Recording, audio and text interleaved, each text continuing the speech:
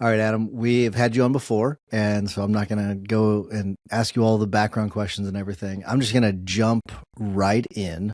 And you had posted this Facebook post. I'm going to read part of it, Okay. and I think the wording on it makes me crack up a little bit because you start it with attention competitors, which I think is fantastic. But I was telling you right before we started, I saw this. I messaged back. I was like, we gotta get Adam on the show.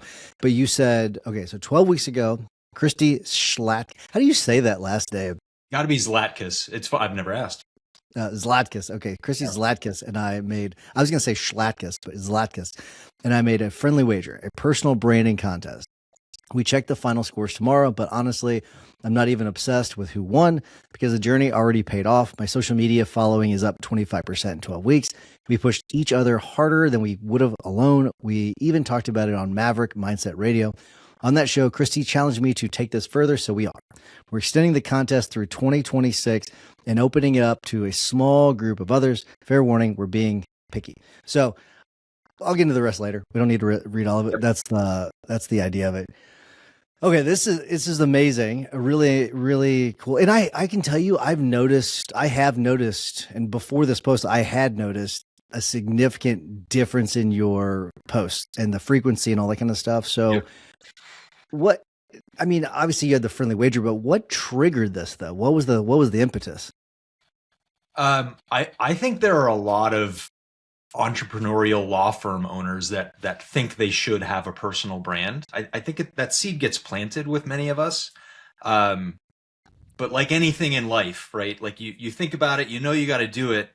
It's like that pair of pants in your closet that you go to button it one day and it's just a little too tight, and it's like, all right, now I'm going to do something about this. And for us, frankly, part of it was the Maximum Lawyer Conference, because there was a lot of talk about YouTube and personal brands. And Christy, who's a friend of mine, texted me and had some questions. It was like a Friday evening, and I'm like, you know what? Let's do it. Let's go head to head, 12 weeks through the end of the year, and see who can grow the most followers. And you saw me post more frequently. I hope that the posting that I was putting out was higher quality. And even bigger than that, like Christy had been planning a podcast for 5 years, and this was finally the thing that got her to go and do it. So I think for both of us, it was just this moment of like, a little friendly competition could do us some good. So that's why we did that. What were the rules of the contest? I'm very curious about this too. That's funny because of course that's immediately what the lawyers jumped into. So we were doing five social media platforms, and just an increase in follower account. And we agreed that we wouldn't spend any money boosting or promoting posts. That was one of our early agreements. This year, we actually changed that rule because we realized we were kind of hamstringing ourselves a little bit. But that was it. Every other rule was self-imposed. I told myself I was not going to go do dances on TikTok just to grow the follower count. I'm not sure if that would have helped me or not, but I decided I wasn't going to do that. So yeah, it was the rules of engagement were somewhat limited. The real issue was the reward that we agreed on. That's where we spent the most time negotiating what was going to happen here. All right, Um, well, don't tell me what it is yet. okay. Let's tease that part. Let's tease Yeah. with that because I don't know what it is, but I hopefully I'm not overhyping it. But don't tell me what it is. Let's tease it a little bit. Um, Now, was it you had to use the same five platforms, or could you choose your own five? So we were going for follower account: Facebook, Instagram, LinkedIn, YouTube, Facebook or Instagram, LinkedIn, and TikTok. TikTok was the fifth one. Yeah. We just decided those are, probably the most popular ones. We didn't get into Twitter or Reddit or Threads or any of the other stuff. So yeah, we just agreed that those were the five platforms, and it was percentage increase in follower count. Where did you see the most improvement? Which platform? Um, as a percentage, it was YouTube. I did double my subscriber count. Um, Overall numbers, I think I had the biggest increase on Facebook, which was interesting because that was already where I had the biggest following. I think that ended up maybe only being a 10% increase, but it was hundreds of people that we added. There's something about Facebook's algorithm within the last 6 months I've noticed where like I was getting messages like it looks like your posts they lead to a lot of engagement. We're Yep. increasing your engagement or something like I was getting like those. So I'm assuming you're probably getting those things too. So I don't. They must have been going through some algorithm changes because we've sort of seen something similar when it comes to posting on Facebook. Can you? Have you seen an ability to tie um, the investment into a platform into some sort of ROI? Um, I mean, and that's yes. Ironically, I mean, we're talking small numbers here, right? I have a Yeah. few thousand Facebook followers. We're talking not talking about millions of followers, but because I was somewhat intentional about the stuff I was posting about, yeah, I mean, it led to more leads and more clients because I'm top of mind with people.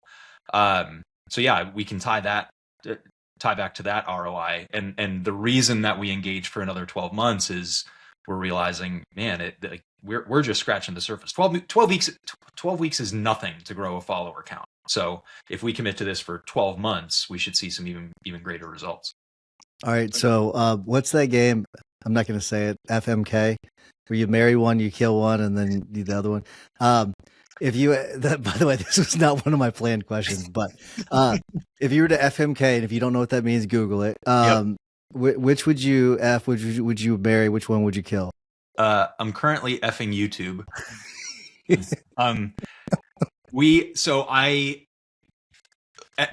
with the fourth quarter competition, I was posting pretty consistently on all the platforms, and I decided for this year to go all in on YouTube. So that's primarily where I'm focused. I hired a really big time vendor to help me grow the following there. So I'm all over YouTube. I think that is the best platform for the type of content that I want to put out and the type of people that we want to attract. And this is free good advice to anybody thinking about doing this. You can post on Facebook and have a post go viral and it's dead in a week.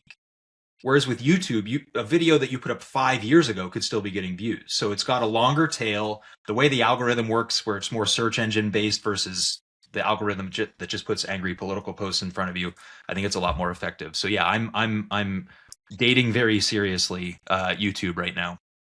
I guess I'm getting ready to get married to YouTube.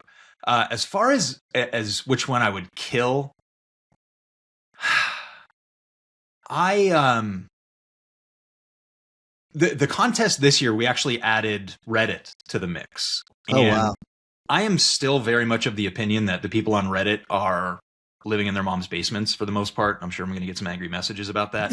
I just don't think that that's our target. Right. We have some other family law attorneys that are in the contest now, and they think that Reddit could be great for them. I'm not convinced of that. I think for the type of stuff that we do, it's a lot of do-it-yourselfers. It's a lot of people that are going to try and do this, get some information and get their question answered for free and try and DIY it. And I just don't think that's for us. Okay, so you get rid of Reddit. Now, Reddit wasn't one of the core five, though, right? It wasn't the first time around. No, All right, so I'm gonna make you get rid of one of the core five. Which one are you gonna get rid of? I'm very curious about the answer on this one. By the way, this is the one I care about the most. Really, this is interesting because I'm gonna say Instagram because okay. I think Facebook does everything that Instagram does better. And I've put a lot of time into Instagram, and we're not seeing as many results there. So I had a couple of videos that went really big, a couple 100,000 views in the fourth quarter, and didn't turn into much for us. Didn't really increase the follower count. So it's like you can have something that hits, but it doesn't turn into anything. So I'd probably take Instagram out of the mix. All right, so YouTube more long term. Get rid of Instagram, and then so the one that's more of I'd say the F is more of like a short term.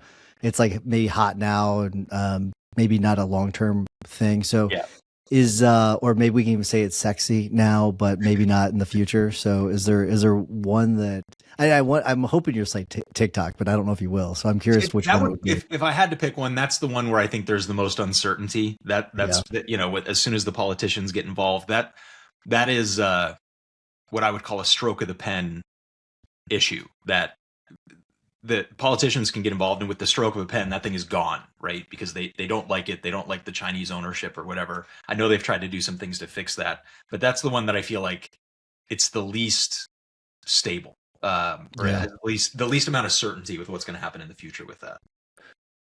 And I wonder, maybe this question might apply based on each platform. But are there any like do's and don'ts that you can think of? Where like, okay, I made these mistakes. Don't do this again. Can you talk about that a little bit?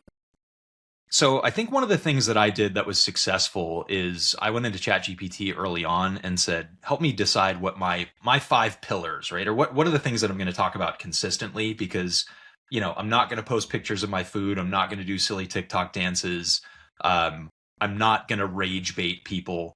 But what are the things that I should be talking about? And my ChatGPT knows me pretty well, and it helped me formulate some of that. And now after building those pillars, it will also help me create some of the posts that I put out as well. And that's been really helpful. So I think being very confident in who you are and what the message is that you want to preach, I think is really important. The moment you become disingenuous, I think people pick up on that. And I don't know if you've noticed this, but people on the internet are really mean. Really? No Yeah, way. shocking. I know. So yeah, I think that was I don't know if that's a do or a don't. Do stay true to yourself and understand what you're about and what you want to talk about. Don't fake it. Don't do things that you don't genuinely believe in just to increase the follower count. Because really, at the end of the day, yes, we're measuring follower count. That's what the competition is based on. But I'm more interested in quality followers that are going to engage in the content and want to hear more of the stuff that I'm trying to say, rather than just people that are going to follow me because I did something funny one time. One of some of my favorite Facebook posts from are from Mark Lopez, and Mark Lopez he will post comments that are like mean comments. Yep. I think it's freaking hilarious because I like how he embraces it. You're like, screw off. It's funny. I wonder if you get any consistent comments. I get this is AI, and I'm thinking like, what am I saying that makes it seem like it's AI? I wonder if you get anything like that. It's less about that. I mean, I tell AI to make it sound less like AI, and then I always put my touch on it. I put a post up yesterday on Facebook. It has 755 comments on it right now. What? Many of them are not kind. And it's kind of funny because I've seen other influencers who will take the comments and it'll be like the face behind the comment, right? So it's like, oh, you're fat and lazy and broke, and then you look at their profile picture and it's like, yeah, bro. Appreciate your feedback, but I'm not gonna take that from you because I've seen what you're working with over there. So I'm pulling this up. Is it a video or is it a like what's the basis of this? I have an electric vehicle, and the state of Pennsylvania started this new thing where they're going to charge you a $250 road use tax if you have an electric vehicle. So I posted the video and I said, this is kind of BS because we're tax planners. That's our business, right? And here I am. I pay tax on my income. I pay tax on my house. I pay tax on the electricity. But because they're not getting the fuel tax because of the car that I drive to fix our roads, which are in horrible shape, they whacked us with another $250 this year just for the heck of it. It was $200 last year. And some of the there's some strong language in some of those comments. And it's really funny because now people are arguing in the comments with each other because I realized, hey, there's a bunch of people I don't know commenting on this thing, and I don't need to fight with these people. So now they can call each other mean names and debate tax policy, which is really fun.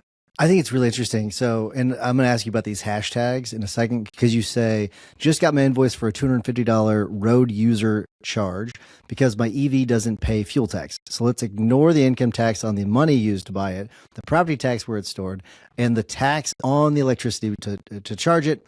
And now I'm charged for using the roads too. Pennsylvania EV owners, how are you feeling about this? And then you put hashtag Tesla EV, ID Buzz, BV, all these things. Yeah. It's interesting. I read that and I'm thinking like, hell yeah. And I'm like, that's bull crap. Yeah. And so I'm very curious. I don't know if I want to open the comments, to be honest with you, the people that are like anti, because that's wild to me. As someone that drives an EV myself, I'm an owner of 3 EVs and I'm on your side with this, but when it comes to the hashtags, what's up with the hashtags? Is that a technique that works? I've never found the magic with hashtags. I just threw them on there because this was originally posted on Instagram and cross-posted to Facebook. And I knew Tesla had a lot of people that follow that hashtag, so I figured I'd throw it out there. I drive the Volkswagen ID Buzz. It's looks like the old bus. Okay. So I know that there are other people that have seen my post because I use that hashtag. But yeah, I didn't. The final hashtag on there is one of my favorite sayings, which is hashtag every government program should be a GoFundMe. Um, that makes it voluntary and you can decide what you actually want to contribute to. Not a lot of people follow that hashtag, but I just threw them on there. I have not had any success figuring out the magic with hashtags. But I do think it can help influence the algorithm a little bit just to point it in the direction of EV owners. Ironically, there's a lot of dudes in jean shorts and white New Balance sneakers that clearly drive Corvettes that have also seen this post. So I love how comments when they start like this. First off, I can't get over how a lot of people just line up to pay more taxes. You know what? That's kind of how I feel, to be honest with you. We're going to pause a second. Your camera is no bueno. It says no signal. let's give it a second here. I don't know why it did that. See, we were talking. We were just talking about this. Yeah. No reason at all. There we go. Cool. All right. So let me ask you about this. And I don't know if Sharon, I'm so sorry if this is a good spot to restart again, but do you read the comments? Do you normally go through and read all the comments? So usually I do because I don't get that many. With this post, I don't know what it was. I have not seen them all. Like I don't, I have the alerts shut off on my phone and stuff, so I don't see the notifications. But yeah, when I went in this morning and checked, and I'm like, I definitely did not read all of those comments. And I'm kind of glad I don't. So one of the other videos that I posted in the fourth quarter, I had an author on our podcast, and kind of a niche thing. He wrote a book about the Edmund Fitzgerald, which is something I just geeked out about because it was the 50th anniversary. So this guy came on our show, and he published this book, and it is his fourth or fifth New York Times best-selling book. Oh my so gosh. I asked, like, how do you deal with the one-star reviews on Amazon, right? You pour your heart and soul into these books, and they're all nonfiction. He's got great leadership books and books about sports and coaches and things like that. This one is a little bit different for him. And I was like, how do you deal with that? And he's like, you just accept the fact that they're inevitable. And yes, someone is going to read this book and give it a 1-star review. And it's just what happens. And that was good. I mean, I don't take a lot of things personally, but it was a good reminder on that of like, yeah, you know what? This stuff is going to happen. There are angry people out there, particularly when they're sitting on the other side of a keyboard and not standing in front of my face. So yeah, I don't have time for all that stuff. Amazing how removing that screen and keyboard changes people's the way they operate themselves. So that's really interesting. So something I noticed about your post is that, at least more recently, and maybe it's just my algorithm, they're mostly text based, but I feel like early on you had more videos that you were playing around with some AI, and maybe I'm wrong about that, but at least that's what I remember. Yep. So what is the mix between putting up an image, putting up text, putting up video? Have you even thought about that? From what I've seen, videos get a lot more interaction on every platform. I think that straight text posts don't. I think the platforms don't incentivize that as much. They don't put as much of that content out there. They want you to watch the videos because I think they want that engagement, and they can throw some ads in there and monetize it a little bit. So I've had a lot more success with videos for sure than still images or with text. But I don't know. I test it out. I'll post something without an image or with a video or whatever and see what happens. But from what I've seen, the videos are a lot more effective. So this question is a little bit of a selfish question, but it will help other people because we are putting on a video workshop in Chicago. Okay. Jeff Hampton's going to come out and speak, and we're going to invite some other people out to put on the workshop and everything. And I wonder if there's anything you think we should focus on. Like what are the things that people need to learn in order to put on really good videos? Oh man. We're going to get into some woo-woo mindset stuff. Okay, great. Love it. Some people don't like to record videos because they don't have the world's most perfect camera and the studio, and it isn't perfectly scripted, and we're lawyers, so we want everything to be perfect and error-free, but that's not what people actually want. I'm sitting in this studio that I literally built 2 weeks ago after just saying all of that, but we're going all in on YouTube. my most successful videos are not in our recording studio for our podcast where it looks very professional. They're not on other people's podcasts. It's when I pull out my phone and I'm walking down the street and I record in selfie mode and I stumble over my words and it's imperfect. Those are the ones that we get the most engagement on. People use it as a stopping strategy. They say, well, I can't do video because I've just got my iPhone, or the audio isn't going to be perfect, or that horn honked in the background and nobody's going to want to hear that. I actually think that stuff is even more important now because it's obviously not AI generated. Like, you're a human being. We want that human connection. So any excuse that you have for you're not ready or you don't have the equipment or you don't have the tech, like, it's not rocket science to get started. Open up Instagram, start a story, put the camera in selfie mode and just talk to it. And people love that stuff. Okay, this maybe seem like a silly question, but do you need to be in the video or can you be recording outwards and talking at the same time? I guess it depends on what you're filming. Yeah. I'm pretty sure if you had the choice, if you're hearing me talk and you had the choice between looking at me or looking at, say, my wife, you'd much rather look at my wife, right? Or my dogs. So yeah, I guess it depends on how photogenic you are. So yeah, we've had good success with some videos where we're just walking around the office, or we put somebody else on camera, and you sort of have the interviewer in the background.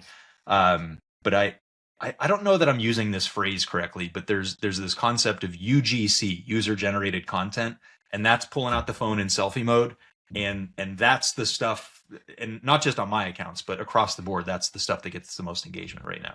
Okay, so something, and I've never actually, it's weird that I've personally never seen someone doing this in like a grocery store or something, but I do find it very awkward where I've at least considered doing it. And sometimes I'll be like on like FaceTime with my kids or my wife, Yep. and I'm wondering if people are thinking I'm recording or something, but I do find it kind of odd. Like, I'll watch these videos where someone's in a grocery store and they've had to have like propped the camera up on a shelf or something. And so like, do you go that far and like how, and I do have a problem getting mentally over that part of it if you're going that far. So help me out. Well, first of all, stop going to the grocery store and just Instacart everything. Fair.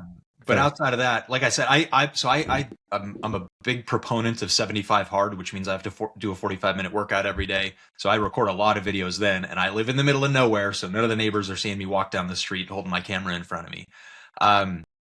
If you've got something, this goes back to like really believing in your truth and what you want to talk about. If you've got something you want to share with the world, then pull out your camera and record it. Who cares who's standing around watching you? Because we all do it. We all want to put that stuff out there. Man, I keep losing this camera.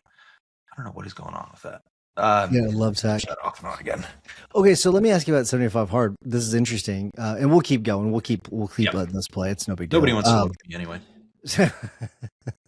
By the way, well played with the wife comment. That's smart. We'll got to clip that and send it to her. But so Jimmy, I'll say congrats to Jimmy. He just finished 75 hard yesterday. Yesterday was his last day. So congrats. I'm assuming, Jim, you got it. You finished the day out. You texted me earlier in the day. But are you in the middle 75 hard? I'm on like day 3 or 4 right now. I made it to 22 and failed, so I started over. Wow. So what's really cool. So I'm sure people are sick of me talking about 75 hard at this point, but I'm a firm believer in it as well. Amy and we did 75 hard. It's so funny. I mentioned 75 hard earlier today on another episode. So people are gonna be like, gosh, shut up. But we did 75 hard. We did phases 1, 2, and 3. And It is so cool. Wait till you get to the phase where you have to talk to a random person. It is the funnest thing. I did that in 2024. That phase 3 for the whole Live Hard program, it becomes a full-time job. Yes. You're like, I got to talk to a stranger. I got to do a random act of kindness. I'm like, holy crap. Like this is taking all of my focus. So yeah, I don't know that I'm ever going to do the full program again, but it's a great exercise. I mean, and I'm generally introverted. So that part was really tough for me. All right. So you've already gone through the full thing, right? Yep. Okay. Yep. How hard is it? Because I have considered doing it again, but I'm like, do I want to go through this whole thing again? So how hard is it to start up again? It depends on what's going on in your life. So like when I failed, I knew I had to get it done. And for me, like, yes, I get in better physical shape, but anytime my wife and I are struggling in the business, some stuff's going on that we're just, you know, the moments where you just feel like you're getting kicked in the face every single day. That's usually when we do phase 1, which is the one that requires cold showers. And it's like, well, that's it. You got 5 minutes of a cold shower. We're going to allow you to complain during that 5 minutes, and then you got to get back to it. So as far as mental toughness goes, I mean, that it's very easy to start. My challenge is I've been doing 75 hard for 5 years. I know I can do it. So like, it isn't really challenging. I don't have to prove anything to anyone. So it does get easier to sort of quit, if you get busy or have things going on. I made it to day 68 once, and we were in Napa, and we went to a winery with some friends, and I'm like, it's over. Like, I can't do this anymore. I got a week left. I know I can do it. I got some wine to drink. So Wow, that's a big decision. I don't think I could have. I don't think I could have done that. That's kudos to you for actually having the strength to say I'll just start over again. yeah, That's actually, yeah, it was I think worth it. that's harder than just continue with the program. So Yeah. kudos. All right, so let's get back to the video stuff. What about like scripts and ideas? Walk me through that. How do you generate ideas? How do you use scripts? What about that? So I've been looking at what a lot of other people are doing, especially in the tax strategy space. There are influencers out there that do a lot of this stuff. I've got a slightly different spin on every single thing that they talk about. So I look at their videos. Frankly, I look at the ones that are doing well because I know it's topics that are interesting to people. So I'm not trying to reinvent the wheel here. The other thing that we do is we've got transcripts from all of our sales calls and all of our client calls. So we can use AI to pull themes out of that and topics that people are really interested in. I'm not good at following a script. I did a video yesterday for YouTube that was about 12 minutes long where I did use the teleprompter, but the shorts, the 1 to 2 minute things, I give myself some bullet points and I just riff on it, and that's a lot easier for me. The other thing is I've now hired experts to help me with this, right? Nice. I'm working with a company that they are really good at growing YouTube channels.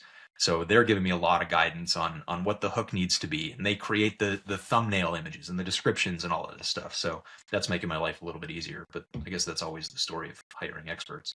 Yeah. What sorts of tools are you using that at least prior to hiring the experts, what sort of tools were you using to help you produce the content, edit videos, things like that? Yeah, so for videos we used Opus. We've used Descript a little bit too, but Opus is so easy. You dump a video in there, it edits it, it captions it, it does a pretty good job. That just makes things faster, so we use that quite a bit. I spend a lot of time in ChatGPT, so like I have some custom GPTs that I built. It knows my voice, and I say, "Here's the topic. Help me come up with an angle on this thing to be a little more efficient with it." So use a lot of ChatGPT, and then I'm doing a lot of AI stuff right now. I'm working on an app, not like the cell phone app, but sort of an automation where I'll be able to drop a video that I record in selfie mode into a Google Drive, and it'll transcribe it. It'll write a LinkedIn post. It'll write a Facebook caption. It'll write an Instagram caption, and then I can just copy and paste and put them on all the different platforms. So taking one piece of content and automating it so it turns into 5 or 6 or 7 more has been really helpful. That's what's so cool about I think vibe coding and everything these days. You can build out your own apps to do things like that, which is such a cool thing. It Yep. is so awesome. And you have all the tools you need. You can use ChatGPT, you can use Claude, whatever to add any additional coding that you might need. I think that it's just really it's really amazing the things you can do.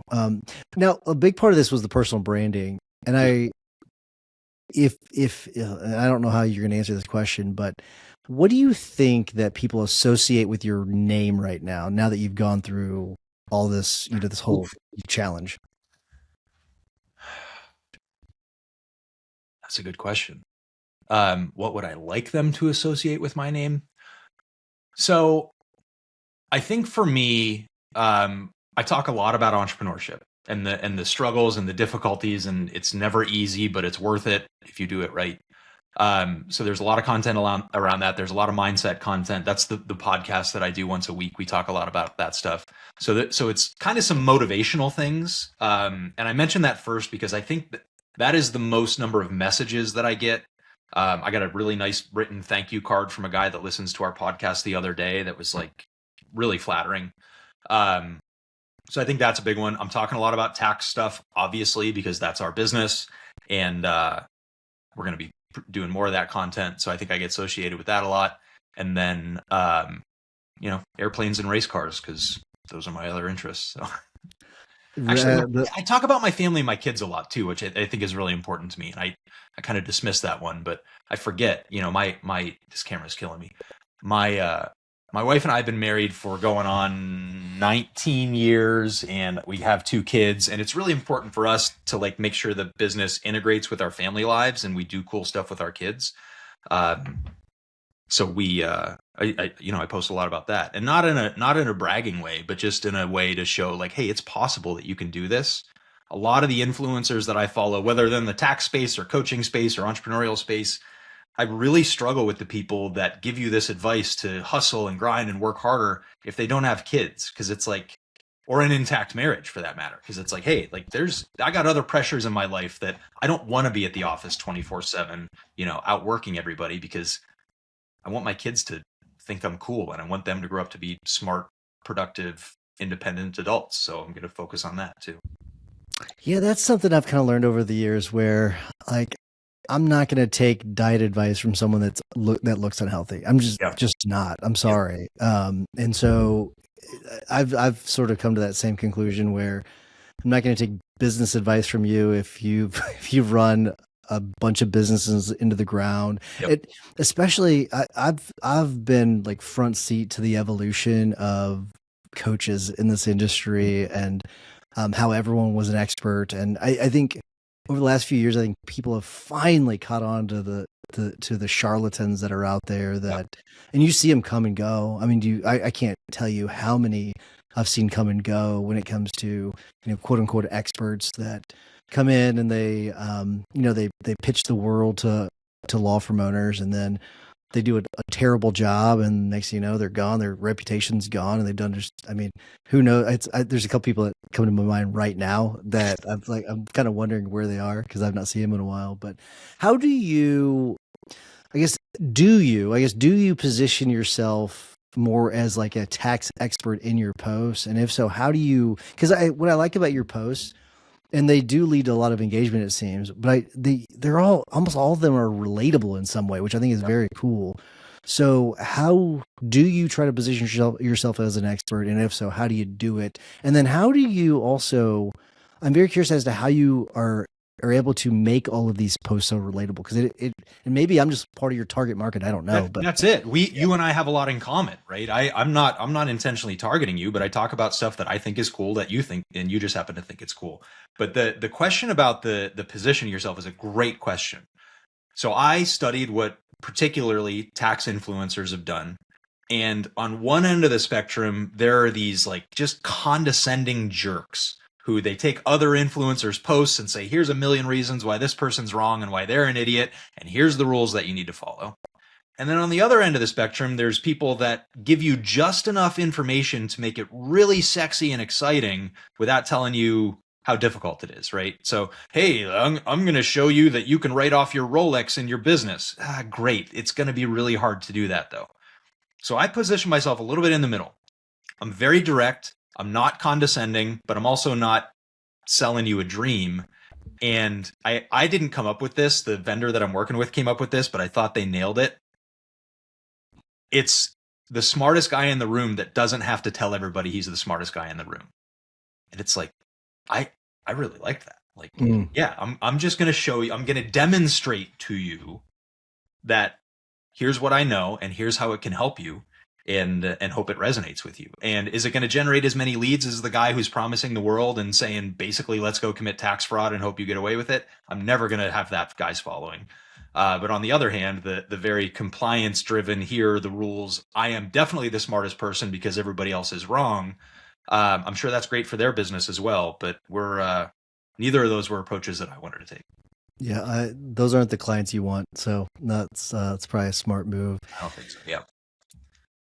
Is there anything that's off limits that you won't talk about on social media?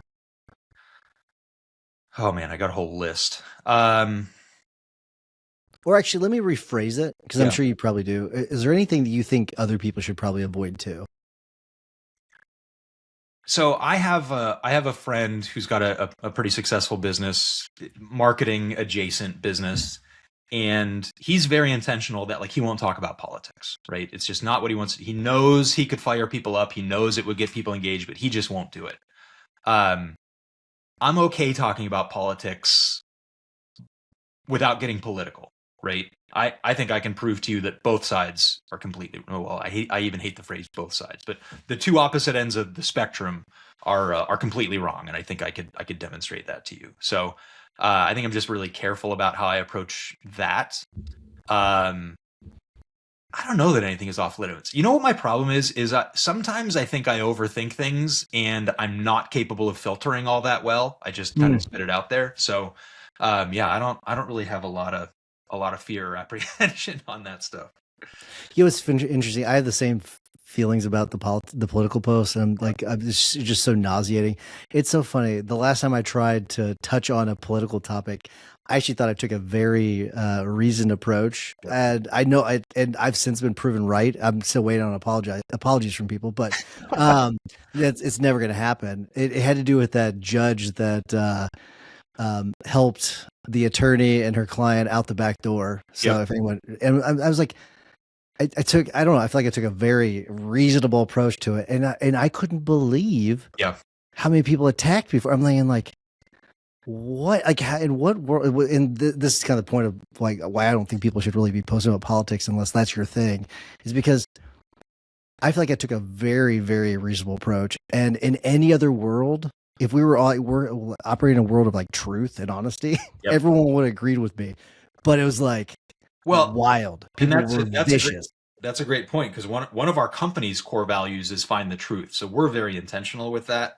But yeah, I mean, I ordered a burrito on DoorDash yesterday from Chipotle, and it was $33, right? Oh my god! Added some extra chicken. I'm a good tipper, and then I hit order, and I'm thinking, man, $33 for a burrito. I could go on Facebook and complain about this, but I know one of the first 5 comments is going to be, "Well, keep voting for Democrats, and that's what happens," you know, or Republicans or whatever. And it's like, no, it's just a burrito, right? So I didn't bother with that one, because people can find a way to make things political. Oh, so. That is the funny thing. Like, you'll see a comment like, "How did this get political?" I'm talking about brownies. You know what I mean? Like, it's just completely crazy.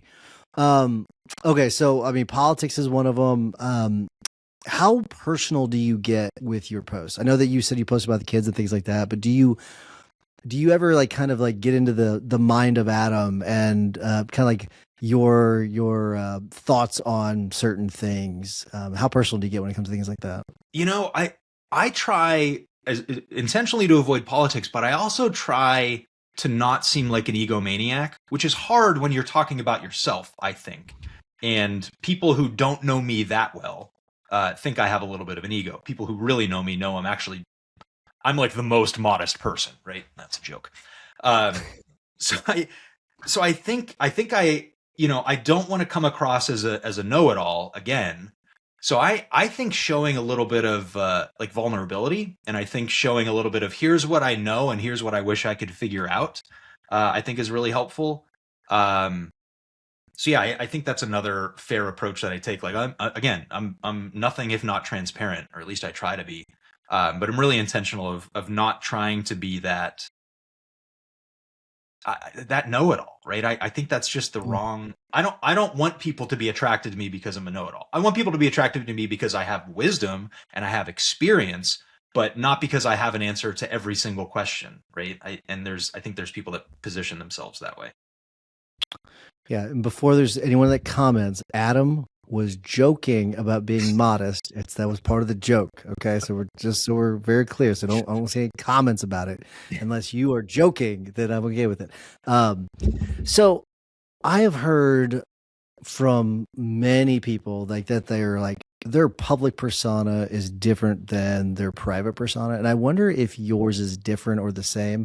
I wonder because the Adam I've always met is you're the same guy. But I wonder if there is there's another Adam that I don't know about. Actually, here's a good one. I am like intensely emotional, and like, yes, I get fired up about things, and I you know, get excited or get sad. But like I have friends that know this because they've seen me in rooms. Like, I'm a crier, and I don't share that, not because it's like intentional, but it's like I'm not thinking in that moment, wow, I should really capture this moment because it'll resonate with people. So that's probably one that people don't realize is like I'm a really emotional guy. Like dude, I watched Rudy on an airplane the other day, and like I can't stand Notre Dame football, but I was still like, wiping the tears away from my eyes in that closing scene. So I think that's one area where maybe it's not that clear. But anybody who's ever seen me at an event get up to a microphone, they're well aware that I'm an emotional guy. That's how my dad's very emotional. And it was one of those things where I was talking to my mom yesterday, and I was like, when did dad become emotional? He wasn't emotional when I was a kid. You know what I mean? Like he definitely was emotional. So I wonder, is that something that has changed as you had kids, or were you always that way? Hmm. I think I've probably always been that way. You know what I bet though? I bet there was a path of maturing there where I became more okay with it. Like, growing up a young man, I went to an all boys Catholic high school, right? Where maybe sharing that stuff wouldn't have been, you got to be tough, you got to be strong, you got to be masculine. And yes, I think I'm all those things. But I also think it's like, well, it's okay to be emotional, so that's acceptable too. So yeah, I think maybe I've just allowed myself to be more of that as opposed to like, I don't know that I've changed. I think just my response to it has changed, if that makes sense. Yeah.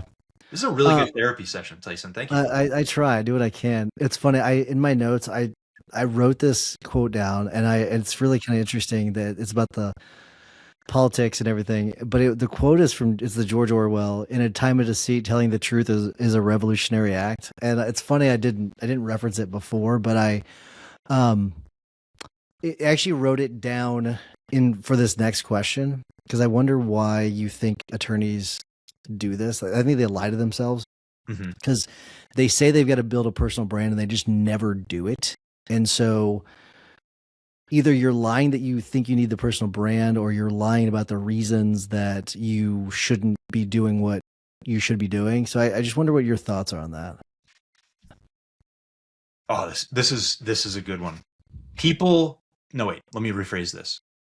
Lawyers think that people expect them to have all the answers. They come to us. We think as lawyers that people come to us because we've got the solutions to all of their problems. So the moment you share something where you're not fully knowledgeable, fully experienced, don't know everything, I think that's really hard for people to admit. So I think that's part of the reason is it's like, well, if I go do something on social media, if I post a video and my laundry isn't folded in the background, or I misuse a phrase, oh, I'm going to be judged because I'm a lawyer and I'm not supposed to be like that. And I don't know that that's exclusive to lawyers, but it's probably worse with lawyers. So I think we've got expectations of ourselves. The reality is people don't actually think that about us. We think they think that about us. So I Mm. think that's probably part of the challenge is like, yeah, I'm supposed to be this, I know everything. I had somebody call me today because she wanted to sue her neighbor because the dogs are barking. And it's like, I don't know anything about that, right? I can't help you with that. So I don't know. I'm perfectly fine saying I don't even know where to point you to get help with something like that. And then I hung up the phone and thought, this is not why I went to law school. Okay, so this is a good topic, because I think early on, and especially the younger lawyers that are just starting out, they're more anxious to kind of take in whatever comes in through the door because Yeah. they want to make some money. So how do you prevent yourself from going down those rabbit holes and putting out content about all of those other things that are out there, that other than what you do? Yeah, I started this. I was a door lawyer. We had a law firm for 15 years, and then transitioned over to the tax strategy business, and I did it all, um, which I learned my lesson. So now in our new business, we started with one menu of service offering. We now have two. There are only two ways that you can hire a firm. Only two things that you can hire a firm for. And yes, that will expand over time, but it's very intentional and very deliberate now. So that I just had to learn the hard way of getting my teeth kicked in time after time after time before I realized let's focus on what I am and be very aware of what I'm not and stay in that lane. All right, and this question is not regards to political posts. This is more just generally. How do you think about being polarizing versus being like kind of down the middle on things? I think it's okay to be polarizing if you're doing it for the right reasons. I have no problem. getting on a stage and splitting the room in half and knowing who's with me and who's not with me. I like the approach of being a magnet. Yes, magnets attract things, but the other side of that magnet also pushes things away. And I'm comfortable enough in my skin and with who I am that I'm okay with that. I'm not going to do it again just to rage bait. I'm not going to do it just as a gimmick, but I'm genuinely going to say, hey, there are a whole bunch of you in this room right now that are lighting $100 bills on fire every year to fund the government that wastes a whole bunch of your money. And there are people in there who say, no, I'm okay with paying taxes, and I think the government does a great job, and look at all the benefits that it provides. They're not my people, and that's fine. Maybe I don't know if this is maturing or not, but it's the reality as I've gotten older of like, I know what I want the people around me to be like and what I want them to think or be open to, and hopefully what they believe. Not that I want to influence that necessarily. And it's not that I'm opposed to contrarian views, but yeah, I think drawing a line and saying, if you're on the line, fine. But if you're way over there, stay over there, and I'm going to stay over here, and we'll both be okay with that. Or at least limiting my interaction with people like that. All right, I only have a couple questions left, but before we get to those, what was the prize? Tell us what the prize was for the competition. Man, all right. So the reality is I lost. I have a million excuses, which I'll save for another episode. I have to buy Christy a trophy. I have to donate, I think it was $500 to the charity of her choice, which I'm very nervous about because she and I do have different beliefs on a lot of things. And there's an event that we're both going to where I'm pretty sure I have to get up on stage and say what a great job that she did. So a lot of shame involved in this. Could it have been a $50,000 prize? Yes, but this is a million times worse than that. So, but in that, do you still think that you won? Not the actual competition, but with the business and getting in the branding. As with branding, do you feel like you still won? Yeah, I mean, pick any one thing in your life and do it every day for 12 weeks, and you will come out better at that thing. And that's exactly what this was. So, yeah, it helped the business, it helped the following, it helped the personal brand. And it's brought us other opportunities. There are other speaking engagements that I booked, other podcasts that I booked that are going to be great for us. So yeah, I don't want to say I feel like I won because I absolutely lost, but there were a lot of benefits to this. And I have such an unhealthy relationship with winning and losing that it's really hard for me to admit that. But yes, good things came of this, even though I'm not the one that's going to have the trophy on the shelf. I might order my own trophy. As you should. My good buddy Gary Berger, we were having a competition about Google reviews, and he beat me handily, and he sent me a second place trophy, which I thought was pretty funny. Brutal. I still have the trophy, so it's pretty funny. It's like second place Google reviews or something like that. I do. So if you were to, let's say you were to start from scratch, let's say you had zero online presence, okay, like no audience, nothing. Where do you think people should begin in that situation? By not reinventing the wheel. Pick the 5 or 10 accounts that you really like. Not that you're going to copy them, but we call it R&D, rip off and deploy. See what they do that you like. See what they do that works, and start from there. I don't think there's people that spend a lot of time and a lot of money figuring this stuff out. That you shouldn't be going in and doing it on your own, right? And the cool thing with social media is you see everything that they're doing. You can see what tactics they're utilizing that are beneficial. The other thing I would do, and I guess it depends on what you mean by starting at zero, is like, again, hiring people that have done what you're trying to do. The company that I hired took a guy from 30,000 to 130,000 YouTube subscribers in like 12 months.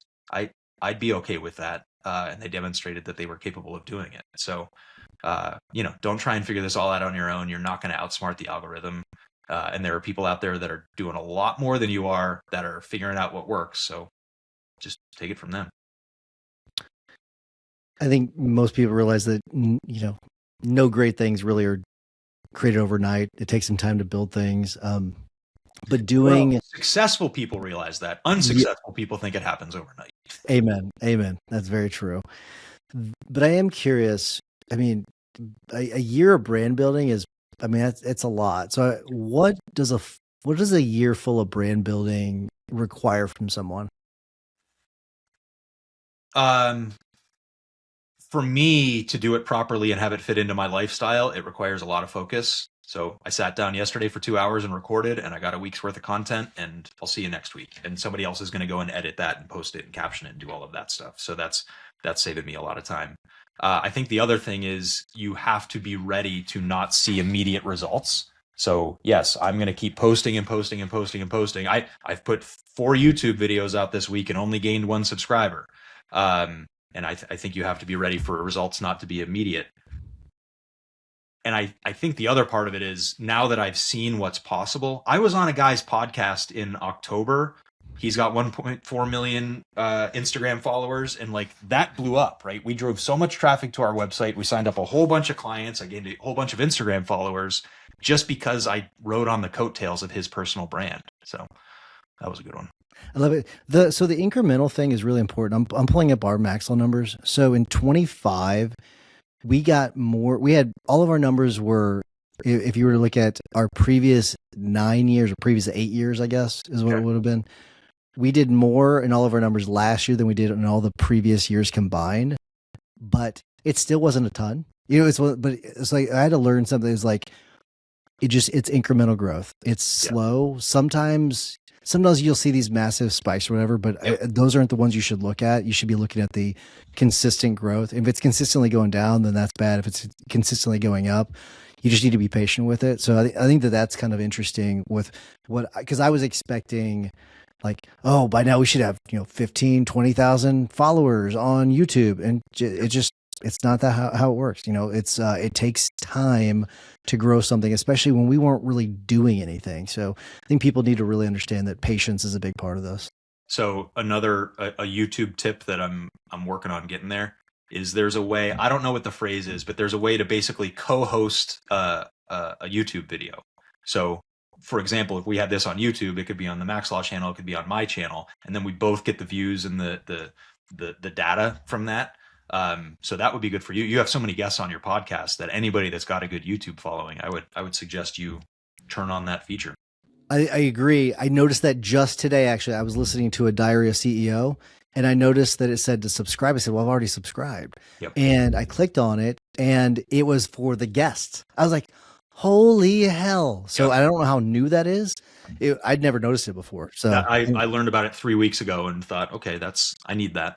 That's pretty handy. Yeah. All right. Let's go ahead and wrap. How do people get in touch with you if they have questions? And if you are going to be launching another one of these competitions, let people know. But how do they get in touch with you? Yeah. On all the platforms, I am the real Adam Williams.